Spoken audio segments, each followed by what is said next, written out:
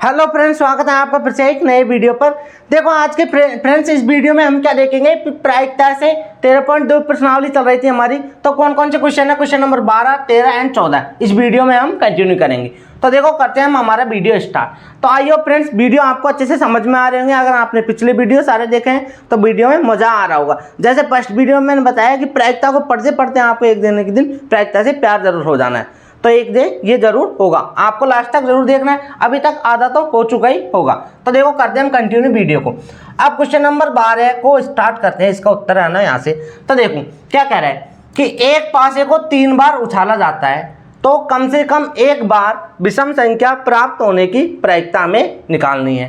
तो देखो फ्रेंड्स क्या बोल रहा है कि एक पासे को 3 बार उछाला जाता है। अब देखो आप सोचोगे कि इसमें हमने प्रतिशत समष्टि S बना के पूरे परिणाम क्यों नहीं लिखे। तो हम आपको ये बता देता हूँ कि 13.2 में हम क्या नहीं पढ़ रहे, कंडीशनल प्रोबेबिलिटी नहीं पढ़ रहे। सॉरी, हिंदी में बताता हूँ कि मैं क्या नहीं पढ़ रहे हम, कि मतलब कि सह प्रतिबंध प्रायिकता नहीं पढ़ रहे। हम पढ़ रहे हैं यहाँ पर प्रायिकता का गुणन नियम एंड स्वतंत्र घटनाएं पढ़ रहे हैं। ये आपको ध्यान रखना है। तो देखो इस हिसाब से हम इसको सॉल्व करेंगे। तो सबसे पहले तो एक पासे को 3 बार उछाला जाता है। तो देखो सबसे पहले तो एक पासे को ही लेते हैं हम कि एक पासे पर क्या क्या होता है, 1 2 3 4 5 एंड 6 होता है बिल्कुल होता है। अब देखो इसमें सम संख्या आने की प्रायिकता, सम संख्या आने की प्रायिकता, सम संख्या आने की प्रायिकता क्या हो जाएगी। देखो सम संख्या 2 4 6 है ना, ये है सम संख्या। तो इसको मान लिया मैंने पी ए मान लिया। तो ये कितनी हो जाएगी, देखो कितनी हो जाएगी, 3/6 और कितनी हो जाएगी ये 1/2 है ना। ऐसे ही विषम संख्या आने की प्रायिकता लगाएंगे हम।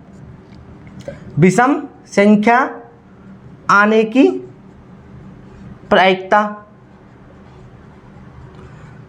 ये कितनी हो जाएगी मेरे पास, 1 3 5 है ना। तो इसको मैंने पी भी मान लिया। तो देखो क्या हो जाएंगे, ये भी 3/6 हो जाएगी। तो कितना आ जाएगी, 1/2 है ना।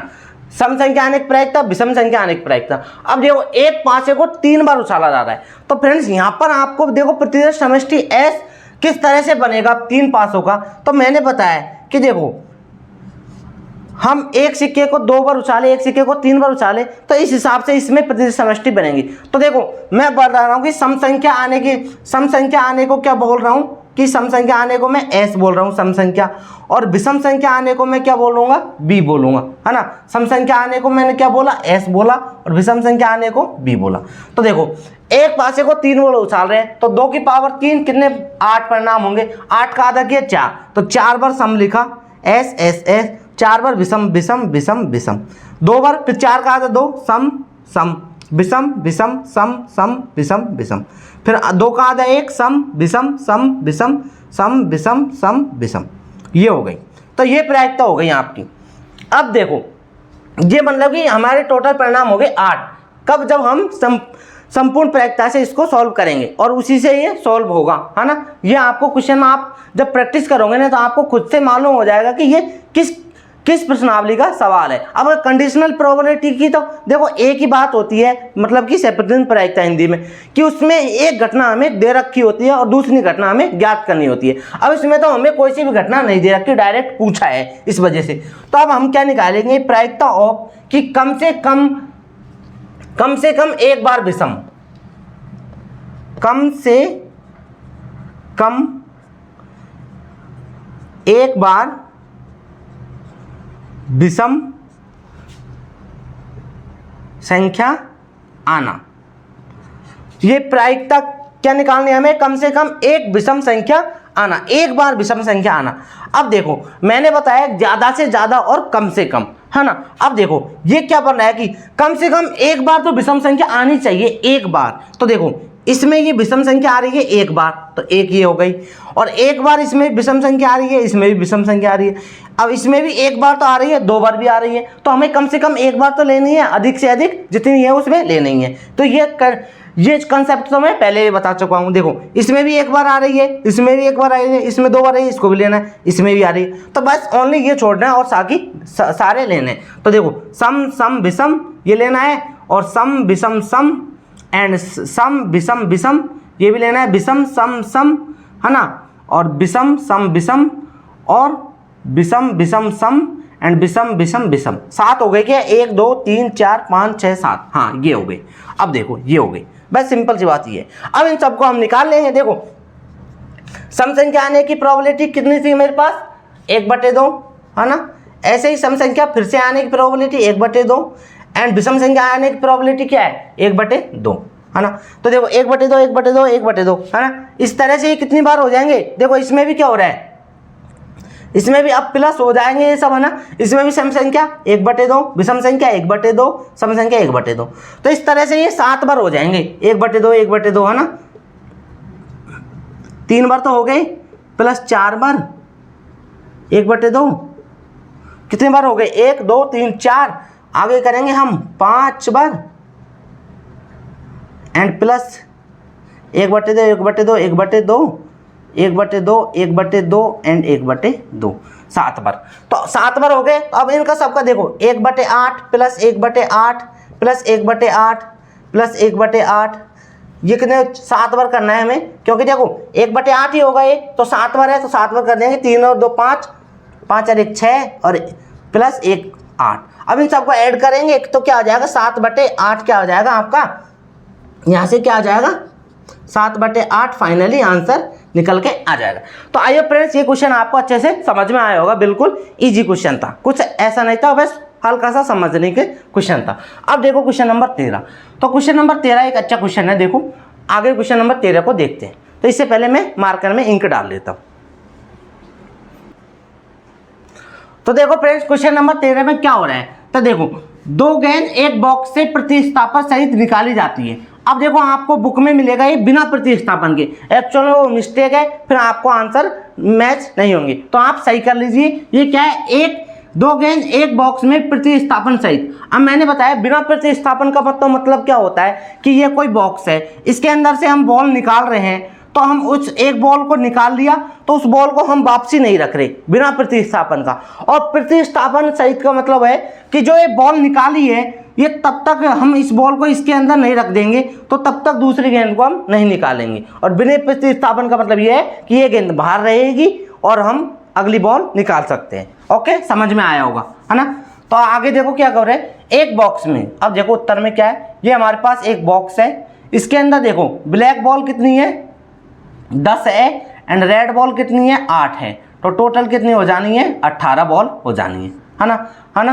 तो देखो अब प्रायिकता याद कीजिए, दोनों गेंद लाल हो। तो देखो सबसे पहले देखो, अब हम यहाँ से निकाल सकते हैं कि लाल गेंद होने की, सबसे पहले निकालेंगे काली गेंद, कि काली गेंद होने की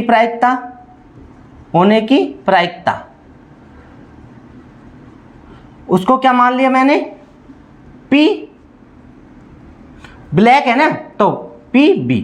और ये कितने हो जाएंगे? देखो काली गेंद कितनी है? 10, और टोटल कितनी है? 18, तो 10/18, है ना। ऐसे ही देखो लाल गेंद, अब इसको आप काटना चाहो तो काट सकते हैं। तो लाल गेंद होने की प्रायिकता, अब ये आपको है ना इस तरह से नीचे लिखना है, क्योंकि मेरे पास जगह कम है तो आपको सिस्टमेटिकली लिखना है जिससे आपको पूरे नंबर मिले।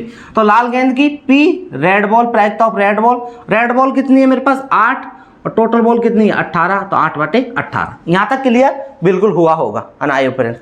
अब देखो, अब आगे क्वेश्चन में क्या याद करना कि दोनों गेंद लाल हो। अब देखो हमारा प्रतिदेश समष्टि S किस तरह से बनेगा।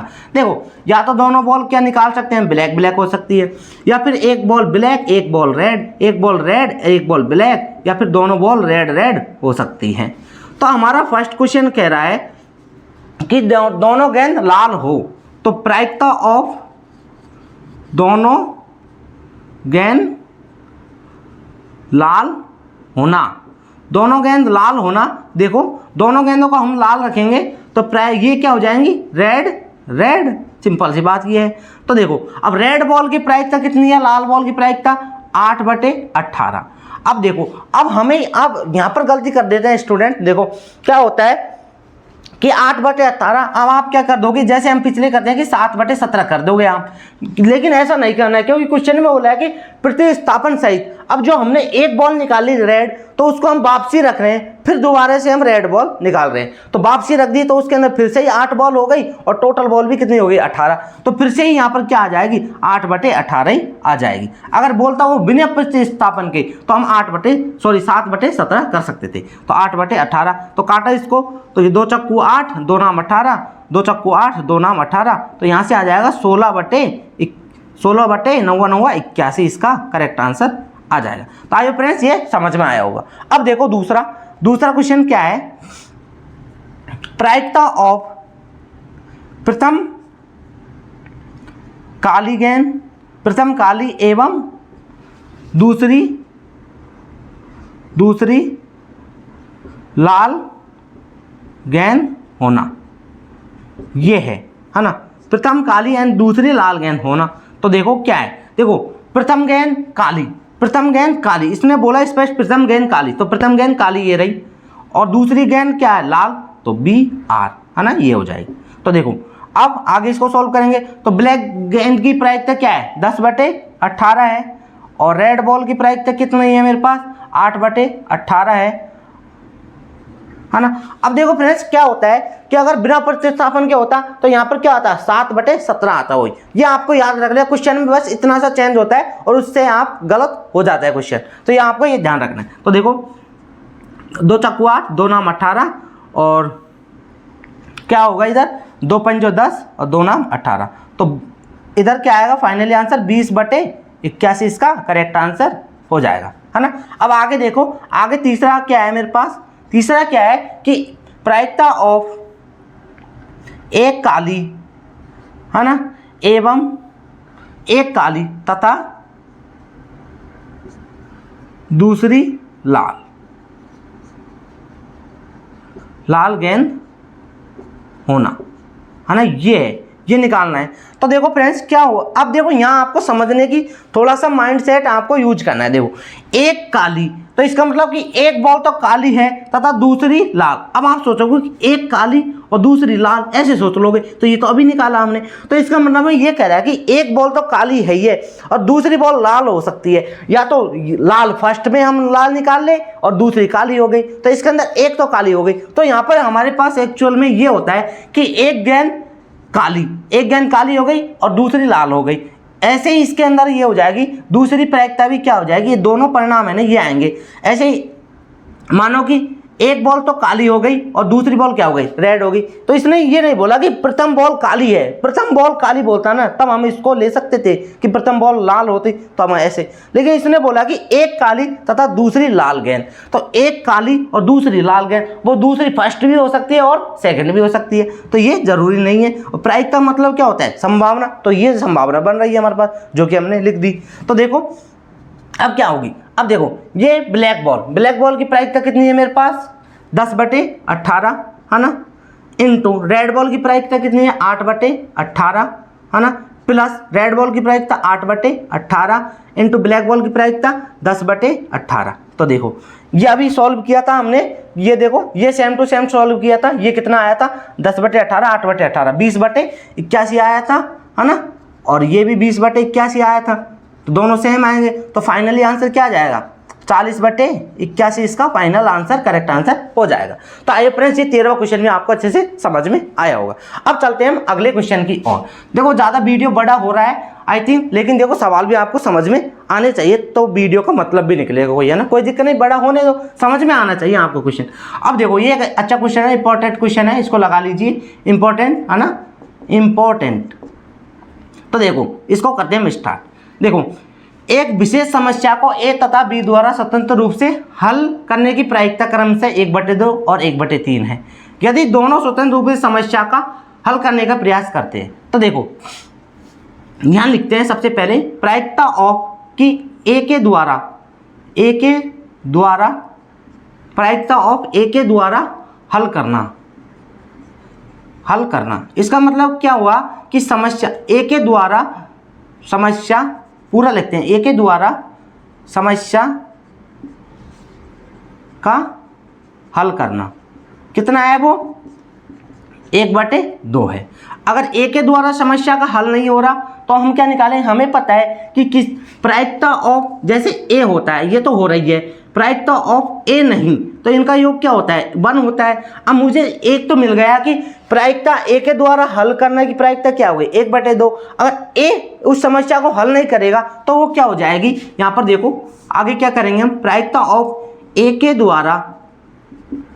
के द्वारा समस्या का हल नहीं होना, तो वो क्या हो जाएगी, हम इसको 1 में से घटा देंगे तो 1 - 1/2 कितना हो जाएगा, 1/2 हो जाएगा, है ना। अब ऐसे ही देखो क्या होगा कि प्रायिकता ऑफ बी के द्वारा समस्या का हल करना, तो बी के द्वारा समस्या का हल करना कितना दे रखा है मुझे, 1/3 दे रखा है। और ऐसे ही पी बी के द्वारा समस्या का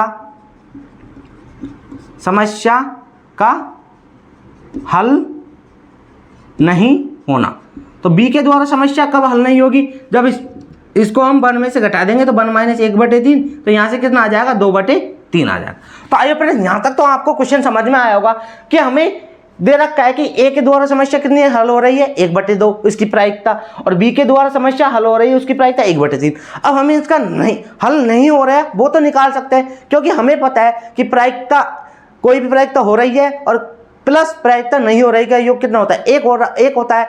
तो हमें चाहिए क्या, प्रायिकता नहीं हो रही, तो हम 1 - उस प्रायिकता को घटा देंगे जो हो रही है, तो वही हम कर रहे हैं यहाँ पर, है ना।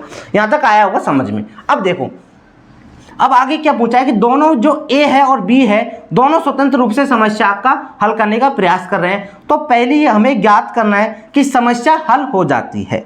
अब देखो फ्रेंड्स, तो मैं सबसे पहले एक चीज बताना चाहता हूं। देखो इसको मान लो, चलो प्रतिदेश समष्टि एस मान लो।